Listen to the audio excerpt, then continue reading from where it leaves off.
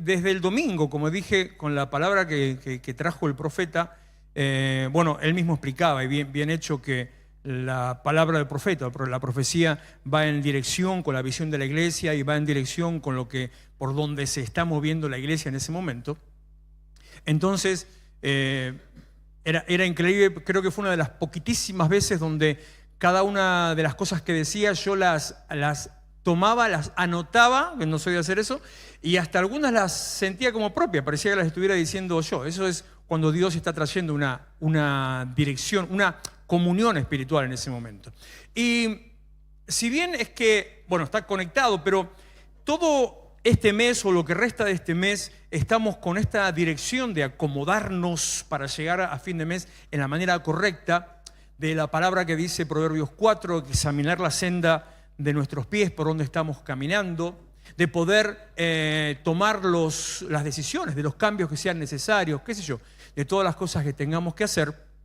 Entre todas esas ideas, esas situaciones, estaba con la carga justamente respecto de la palabra. Cuando estaba orando esta mañana, el Señor me llevaba, y por más que quisiera yo pensar en otra cosa, el Señor me llevaba directamente así al lado de la palabra. Pero está bien que los días miércoles siempre fueron un poco más didácticos que una reunión común. Yo digo que los miércoles están los inteligentes, porque son los que aprenden todas las cosas raras de la Biblia, o los que estudian como si fuera un formato de discipulado. Entonces, más que una prédica de ministración, justamente va más por lo técnico, pero por lo técnico para entender un poder que tenemos en la mano, como lo que le estaba diciendo recién respecto de la autoridad que tenemos en Cristo, el poder que tenemos en la mano y que muchas veces, me parece que casi la mayoría, no sabemos utilizar, el poder de la palabra de Dios. Cuando estaba escribiendo tomando algunas notas, recordaba que hace 2 años, o capaz 3, porque no chequé, estuvimos, la declaración del año iba por ese lado, hablando sobre el poder creativo de la palabra declarada. A partir de ahí, sobre el poder de la bendición, del bendecir, que a través del bendecir, de lo que decimos y cómo lo decimos, estamos creando. O sea, estamos generando las cosas para que pasen. Estamos haciendo que las cosas pasen cuando ponemos en acción, en ejecución la palabra. Y el punto al cual me llevaba el Señor hoy, si bien es sobre la palabra, no es en cuanto a esa capacidad de bendecir o la parte técnica rutinaria, a la fórmula mágica, a la receta de cómo hacer las cosas, sino al por qué. Al por qué las cosas suceden cuando yo ejecuto la palabra de Dios. ¿Qué tiene de especial? ¿Qué hay de particular en la palabra de Dios? Y bueno, en realidad le iba a empezar por otro lado, pero como la situación me desbordó en un tema espiritual, arranqué al revés, pero iba a empezar haciéndole esta pregunta, o preguntas, para hablar de la palabra. Si yo menciono, la película Shrek, la película Tierra de Osos, la película, o el cuento, La princesa y el sapo. ¿Alguno la conoce, la princesa y el sapo? Me parece que... ¿Cuál otra más me noté que no me acuerdo? Me falta una. Si menciono... La Bella y la Bestia. Sin alusión a nadie, por favor. No empecemos a señalar bestias alrededor, porque... Si yo digo esas 4 cosas, pregunto, ¿qué tienen en común? ¿Qué le encontramos en común? ¿Qué considera que tienen en común estas 4 películas, cuentos, historias, fábulas, lo que sea? Rapidito uno que conteste, si no ya le contesto yo inmediatamente.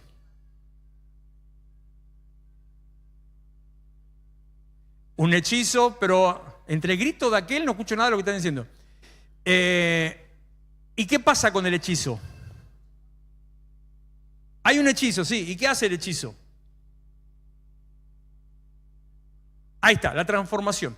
Por medio de un hechizo nos encontramos con los personajes, o algún personaje de estas historias, y muchas más, ¿no? Tomé esta porque creo que son más o menos las más comunes, entre las más antiguas y las más modernas. No te lo lleves, me quieres saludar nomás. Tráelo, acércalo, vas a ver.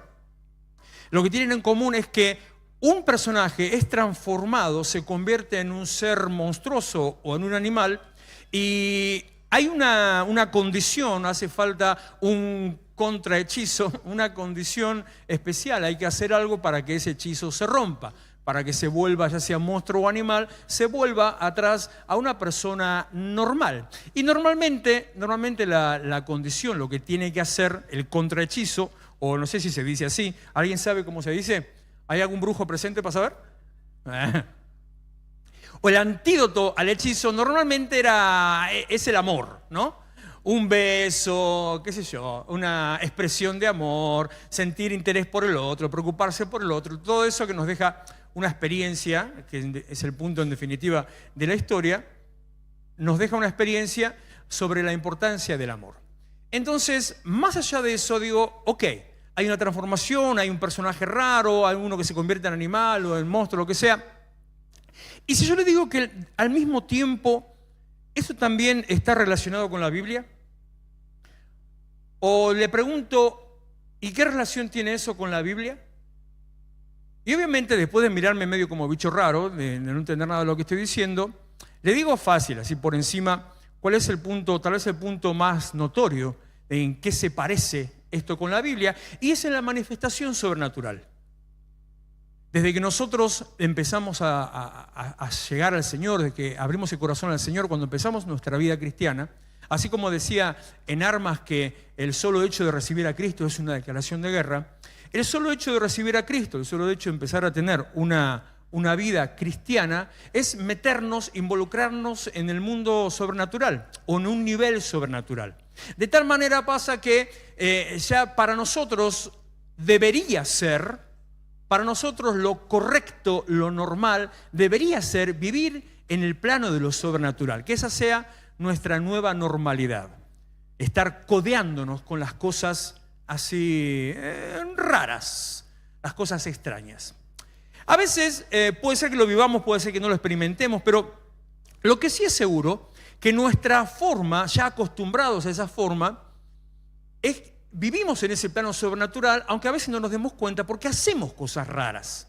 Por ejemplo, usted habla con alguien a quien no ve. Una de dos, o cree en Dios o está esquizofrénico. Cree y siente a ese alguien que no ve. Ya la cosa es peor, porque ya está viendo seres imaginarios. No solamente que cree y siente en alguien a quien no ve, sino que al hablarle y todo lo demás, le hace pedidos, le pide cosas a ese que no ve y que no siente.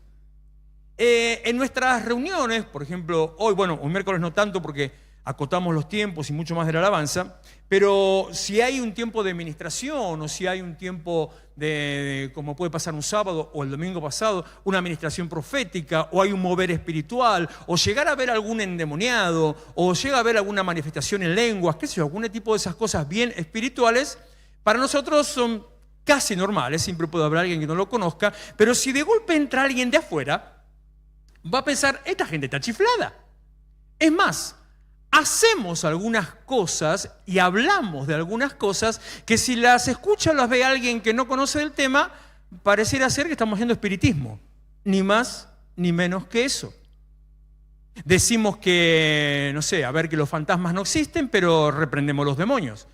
Como el que le dije, el espíritu ese de perturbación a las patadas en el traste hasta el medio del metrobús. Creemos que... Se está muriendo alguno ahí atrás. Creemos que, no creemos en las hechicerías, no creemos en la brujería, pero sabemos que sí existen. No le tenemos miedo a esas manifestaciones, ni a los gualichos o las cosas raras que puedan encontrar. Supongo, espero que no le tiene miedo si encuentra algo en la puerta de su casa. Si encuentra un trabajo, si encuentra el trabajo de un banda, supongo y espero que no le tiene miedo a esas cosas. Pero eso no significa que negamos su existencia y su poder, sino que sabemos que existen, solo que nos ponemos en un plano espiritual. Lo sobrenatural es nuestra nueva normalidad. Hace unos meses atrás, casi 3 meses, para ser exactos, capaz que alguno se acuerda, es increíble lo rápido que pasa el tiempo, estuvimos hablando acerca de la metafísica. ¿Alguno se acuerda? Espectacular. Que la metafísica es una rama de la filosofía, una rama de la mezclada entre la filosofía y la ciencia, y que cuando yo lo decía ese día predicando, que me sorprendía al estudiar un poquito sobre de qué se trataba el tema, porque para mí era algo más ocultista que otra cosa. Básicamente la metafísica tiene que ver con Una filosofía que busca explicar lo inexplicable, que busca entender lo ser y estar. Que cuando yo digo el plato está roto o sucio o limpio, lo que fuera, estoy hablando de una situación del momento. Puede ser momentánea, puede ser temporal, puede ser larga, qué sé yo, pero es una eventualidad en un momento en el que yo lo estoy diciendo. El plato está, después puede no estar, ahora está. Pero cuando hablo del ser, de la esencia del ser, no hay un momento en que no sea. O sea, antes de que lo hayan inventado, el plato no existía, por lo tanto no era plato. Cuando lo inventaron, empezó a ser. Cuando el nene lo rompió, dejó de ser. Y ya no hay más plato. Durante todo el tiempo de su existencia, es. ¿Me va siguiendo o ya está perdido con ganas de irse corriendo acá? ¿Más o menos me va siguiendo? Bueno, eso es, y repito, lo que nos habla respecto de la esencia. Acá estaba lo que había escrito más correcto, mire. La diferencia entre algo que está de una determinada manera y algo que es de determinada manera tiene que ver con la esencia. Bueno, la palabra de Dios no está viva. La palabra de Dios es viva. O se tomó un vino, el autor de Hebreos, o está entendiendo algo que va por encima del entendimiento de lo que nosotros podemos manejar, lo que podemos comprender. Lo que está diciendo es una condición de la esencia, que la esencia de la palabra de Dios no es que temporalmente, momentáneamente, en una temporada, en una eventualidad, tiene vida, sino que desde que comienza hasta que finaliza su existencia, la palabra de Dios es vida. Si es así, entonces digo, ¿cuál es su esencia? Continúa Hebreos diciendo, el mismo versículo 4:12, sin duda la palabra de Dios es viva, eficaz y más cortante que cualquier espada de dos filos, penetra hasta lo más profundo del alma y del espíritu, hasta la médula de los huesos, esa era la parte más conocida, ¿no? Y juzga los pensamientos y las intenciones del corazón. Y digo, ¿quién puede juzgar los pensamientos de alguien? ¿Quién puede juzgar las intenciones de alguien? Es más, porque en realidad juzgar puede jugar cualquiera, así que vamos a afinar un poquito más el lápiz. ¿Quién puede juzgar en forma objetiva las intenciones de alguien? De decir, aquel lo hizo por, o al contrario, como siempre hacemos, malinterpretamos las situaciones, confundimos, nos guiamos por las emociones, como decía Gastón y Miriam también hablando de las emociones, le hacemos demasiado caso a las emociones, todos nos creemos que es culpa nuestra, en todos nos creemos que somos la víctima, todo es por mí. Alguien dijo algo y lo dijo por mí. Alguien se rió, se está riendo de mí. No, se rió porque se rió y dijo algo que dijo y nada más. Una vez le dije a alguien que estaba en esa situación, no sos el centro del mundo. No te creas que eso es tan importante que todo el mundo gira alrededor tuyo. Todos están pendientes de vos. Bueno, entonces, esta palabra que juzga, ¿cómo hace para juzgar? A ver, digo, ¿cómo puede una palabra que usted la escribe tener autoridad, poder, posición para juzgar? ¿Cómo puede hacer una palabra para decidir, para determinar? ¿Cómo hace una palabra? No lo puedo ver, no lo puedo dibujar en mi cabeza. Mire que yo para cuestiones de la Biblia me puedo llegar a inventar la cosa más rara que se le pueda ocurrir en mi cabeza, pero no lo puedo ver cómo es que una palabra puede llegar a decidir, a pensar, a sentir, a reconocer emociones. ¿Cómo hace? Es más, ¿qué hace falta en una persona? Vamos a simplificar un poquito. ¿Qué hace falta en una persona para que una persona pueda juzgar algo? Entiende lo que es juzgar, ¿eh? No lo piense de la manera mala como normalmente hacemos, que creemos que juzgar es acusar. No, acusar es acusar. Juzgar no es acusar. Juzgar es marcar una diferencia entre dos cosas, reconocer que una cosa es de una manera, otra es de otra. Juzgar está más cercano a calificar que a acusar. El que juzga es el que en un momento decide y dice inocente y culpable. Tiene la capacidad para decir, este es inocente y este es culpable. ¿Me van siguiendo o ya se quieren ir? ¿Estamos acá todavía? Qué día complicado hoy, Señor. Y eso que ya estamos a fin de año, en el nombre de Jesús. ¿Qué hace falta o qué necesita una persona para poder juzgar? Y digo, a ver, objetividad, no piense en la justicia porque olvídate, entendimiento, criterio, ese bien que está es más difícil encontrar criterio que paz. Criterio, la capacidad de actuar en cada momento de la manera correcta, inteligencia para poder reconocer las diferencias en una situación, para poder entender más allá, para poder analizar los comportamientos, para poder ir un poquito más atrás, dónde se originó, qué pasó, qué sé yo. No soy juez para eso. Entonces, vuelvo al versículo. Si la palabra juzga, la palabra es inteligente. La palabra tiene criterio. La palabra tiene entendimiento. Si es solamente una palabra, dijimos que la palabra es viva, entonces tiene una esencia, no sé cuál es, y que la palabra juzga con inteligencia, tiene una esencia que no sé cuál es. Continúa Hebreos. Sin duda la palabra de Dios es viva, eficaz y más cortante que cualquier espada de dos filos, penetra hasta lo más profundo del alma y del espíritu, hasta la médula de los huesos, juzga los pensamientos y las intenciones del corazón, y de golpe tira el versículo 13. Ninguna cosa creada escapa a la vista de Dios. Y yo digo una cosa, ¿qué tiene que ver la salchicha con la milanesa? Me viene hablando de la palabra, me viene hablando que la palabra juzga, me viene hablando que la palabra es viva, me viene hablando de que es eficaz, que es lo último que le voy a decir, me viene hablando de eso, digo que tiene una esencia, y de golpe nadie se puede escapar de Dios. ¿Qué tiene que ver una cosa con la otra? ¿Qué tiene que ver el concepto de la palabra de Dios con el concepto de escapar a, como dice, repito el versículo, ninguna cosa escapa a la vista de Dios?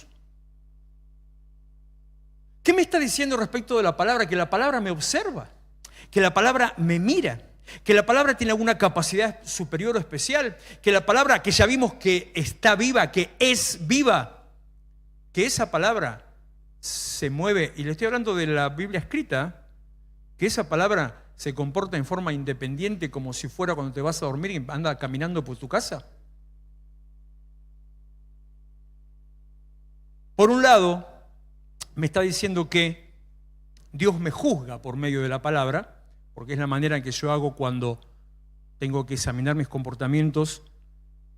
Leo la Biblia y en la Biblia encuentro si estoy actuando de manera correcta o no. Entonces, de ese modo Dios me está juzgando por medio de la palabra, porque Dios pone la palabra para que yo al leerla entienda, interprete. El Espíritu de Dios me da esa convicción de pecado, eso me lleva a un mayor entendimiento, entonces cambio mi actitud. Pero dése cuenta que en todo eso, el sujeto, o sea, el que activa soy yo. Dios pone la palabra, yo la leo y yo hago todas las cosas. Yo decido, yo leo, yo decido cambiar, todo lo demás. La palabra está ahí quieta, está durita en la hoja, o en el celu, o en la pantalla. O también me está diciendo que la palabra me juzga porque es Dios. Vamos otra vez a Hebreos. Sin duda la palabra de Dios es viva, eficaz y más cortante que cualquier espada de dos filos, penetra hasta lo más profundo del alma y del espíritu, hasta la médula de los huesos, juzga las intenciones y los pensamientos y las intenciones del corazón. Ninguna cosa creada escapa a la vista de Dios, todo está al descubierto, expuesto a los ojos de aquel. Apareció el aquel. A los ojos de aquel a quien hemos de rendir cuentas o a quien hemos de rendir cuentas. Aquel. Aparece un aquel. Aparece un personaje que está íntimamente vinculado con el mismo concepto de la palabra. Aparece el que menciona antes cuando dice que estoy delante de Dios y a la vista de Dios. Entonces el juicio que la palabra hace sobre mí está ligado con un aquel. Está ligado con un él. Porque pregunto, capaz que usted lo sabe, no sé, ¿ante quién vamos a rendir cuentas?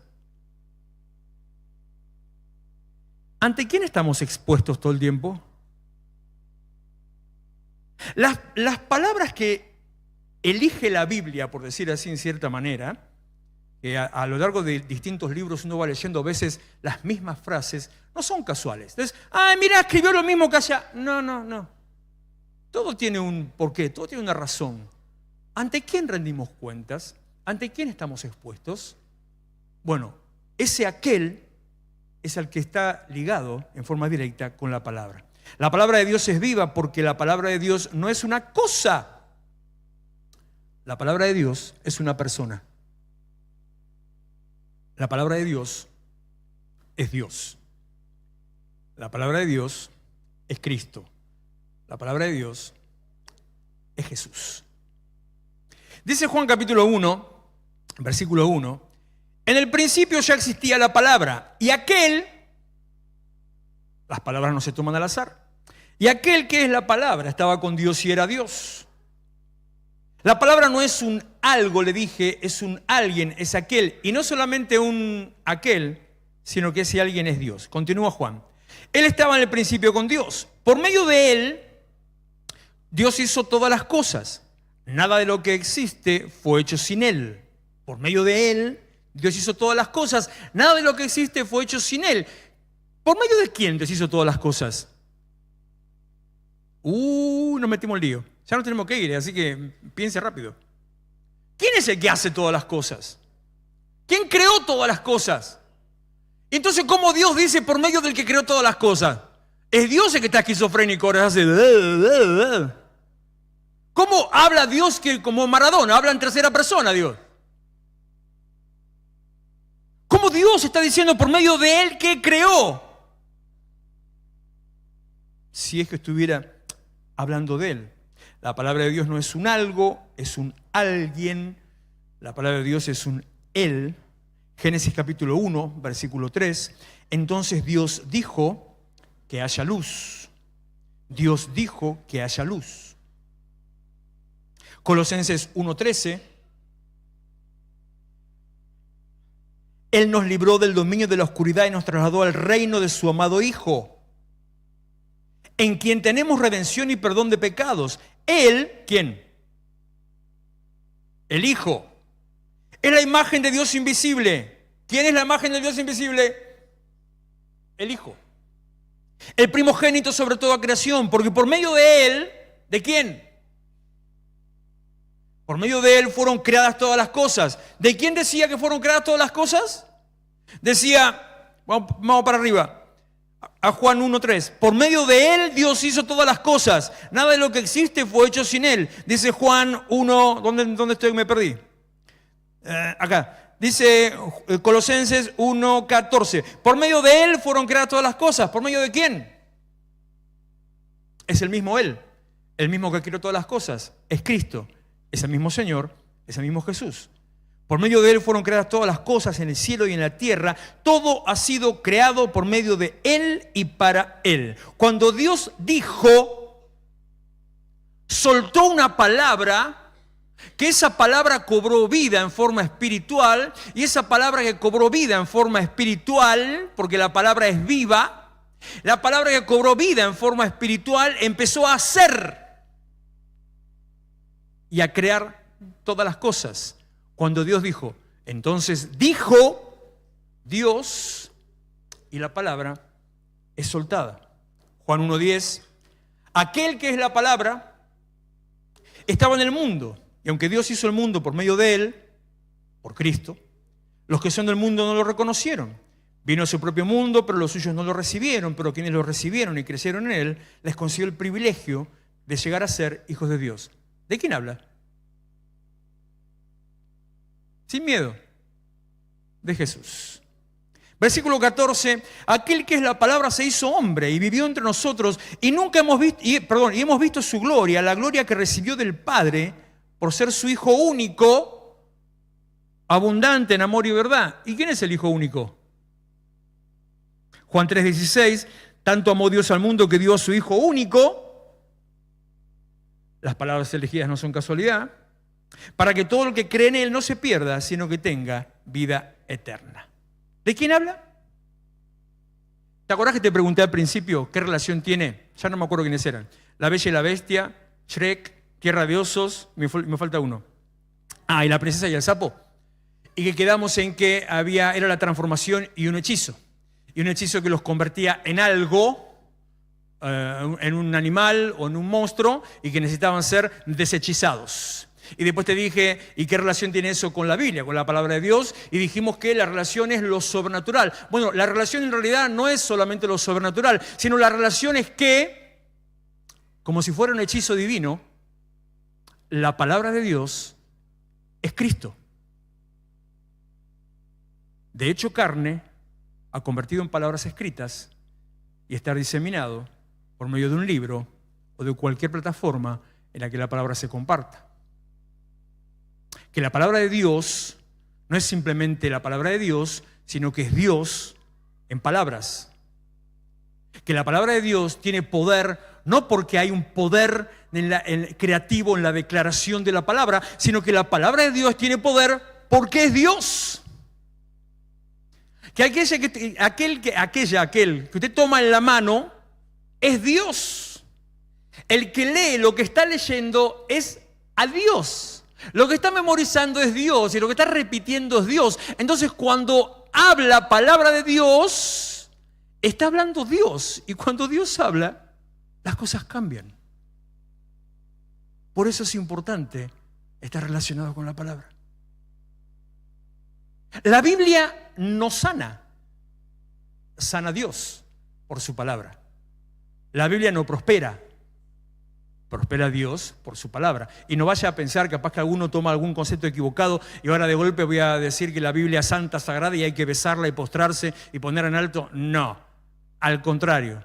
Conocí gente que no escribía las Biblias porque era una falta de respeto a la Biblia. Si usted viera mis Biblias de papel, son un mamarracho que salen y se leen los versículos, todos los escritos que tiene por todos lados.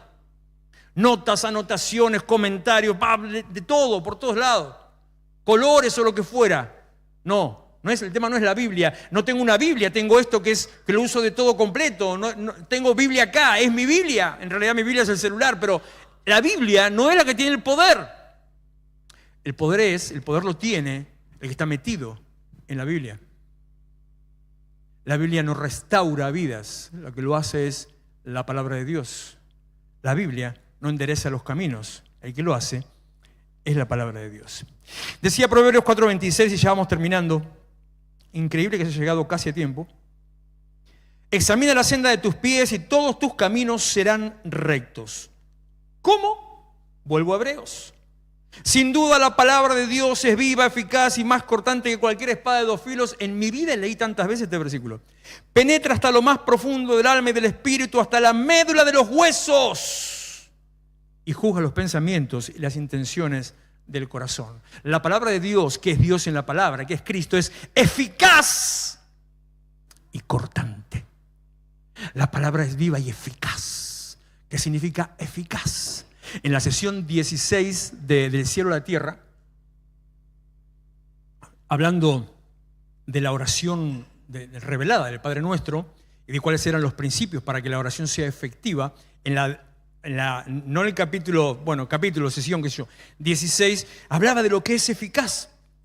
¿Y qué es lo que es eficaz? Que la oración sea eficaz. ¿Qué es lo que es eficaz? Eficaz es aquello que obtiene el resultado para el cual se puso en funcionamiento.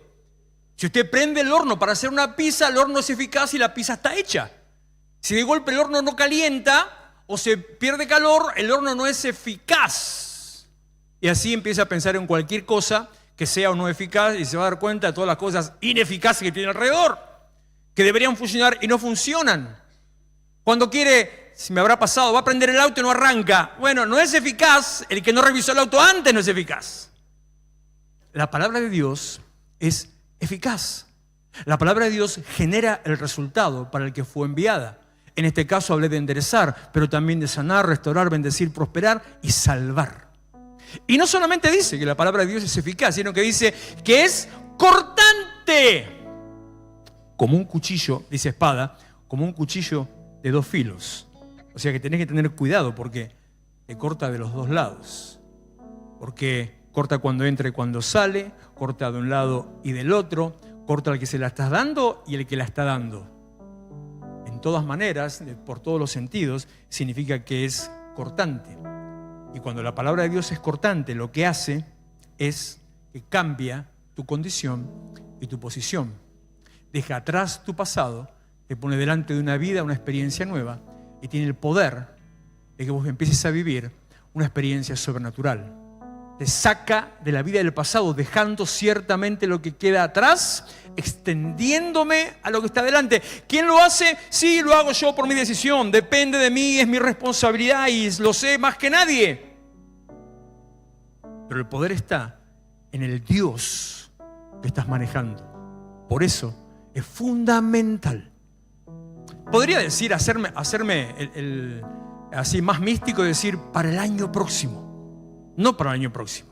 Faltan 20 días. Es fundamental que antes de que termine el año, usted empiece a tener una relación con la palabra de Dios. Una conversación con la palabra de Dios.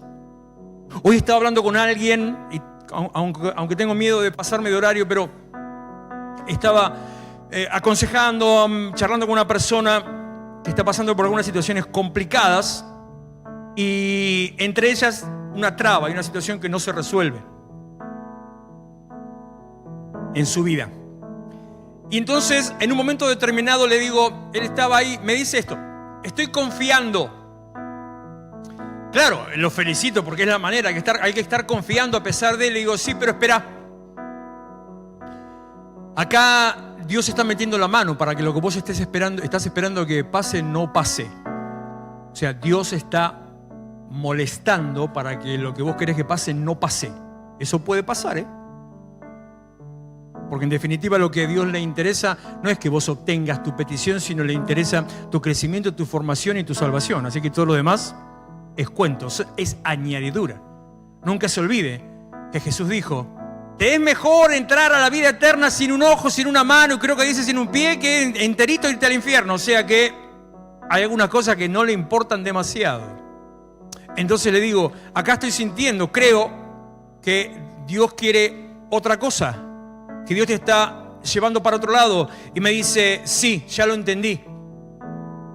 Porque pensar que antes, cristiano de nacimiento, pensar que hasta hace poco, si no oraba o si no leía, ni me importaba, total. Y ahora tengo la necesidad de tener un encuentro con Dios en adoración y con la palabra de Dios, lo que decíamos hoy sobre lo de los devocionales, ¿viste? Es fundamental que usted empiece a relacionarse, no tome esto como una costumbre nada más, y que la Biblia es un libro de historias y metáforas, y que la Biblia, bueno, tiene algunas cosas que son interesantes, copadas, otras divertidas, pero son historias viejas en definitiva. ¿Qué se va a andar fijando ahora? Mira las cosas que cuenta cuando está diciendo sobre las leyes para la enfermedad, las leyes de la lepra, que tenés que quemar la casa si la pared se pone verde. Pero mira qué burro ignorante. Bueno, no se detengan esas cosas, sino que la Biblia es la palabra de Dios. La Biblia es Dios. Por lo tanto, para llegar en la manera correcta y apropiada, y para empezar a andar hacia el año próximo y en adelante en la manera correcta y apropiada, tiene que empezar a tener relación e intimidad con la palabra de Dios. Por ejemplo, tan sencillo como, se lo he dicho a varios jóvenes en este último 2 semanas, hace un devocional personal, propio. Lee la Biblia, toma nota de algunas cosas, escribí tus inquietudes, lo que no entendés, escribilo. No entiendo esto. No importa, vos escribilo. Y escribí lo que sentiste, lo que te pegó en el corazón, que Dios te habló. Aunque no importa que no sea correcto, ¿eh? El devocional es Dios hablándote, no es un manual de teología. El devocional no es teología bíblica y sistemática que tiene que tener revelación homilética y hermenéutica. El devocional es lo que Dios te habla a tu corazón. Y aunque otro te diga, eso está mal, le importa un cuerno, metete en tu vida. Dios a mí me dijo esto. Y así empezás a tener una relación con Dios y su palabra. Empezás a bucear en la palabra. No a la costumbre de solamente leer proverbios. Tengo muchos proverbiólogos, tengo muchos acá eruditos en proverbios. Acá hay doctorados, licenciaturas de proverbios tienen, pero la Biblia es un poco más grande. ¿Qué sé yo? Salmo, por lo menos, aunque sea. Aunque los salmos, está bien, pero hay otras cosas mucho más productivas, como todas las cartas de Pablo, los evangelios fundamentalmente. las epístolas universales, que te enseñan doctrina, te enseñan cómo es Dios. Es fundamental que este año usted empiece, antes de terminar el año, a tener una relación e intimidad con la palabra. La Biblia no solamente es la palabra de Dios, la Biblia es Dios. Póngase en pie que terminamos, no quiero que se pase la hora, ya son 9:30. Oramos y nos vemos el sábado directamente. El sábado, cuando no predico, después me siento raro. El sábado tenemos un invitado de fin de año. Nadie lo conoce. Bueno, nadie lo conoce así, algunos lo conocen. Nunca estuvo en la iglesia. Es el pastor Federico Alcaraz, de la iglesia Casa de Dios. Sí, Casa de Dios de Wilde. Un hombre usado por Dios, un hombre que tiene 16 iglesias. ¿Qué le parece? ¿Será, no? ¿Será que Dios lo usa? Debe ser, ¿no? 16 iglesias. Y después de muchísimos años, lo conozco hace prácticamente como 25 años, después de muchísimos años va a estar por primera vez, bueno, por segunda, porque estuvo en la inauguración de nuestra iglesia, va a estar por segunda vez con nosotros.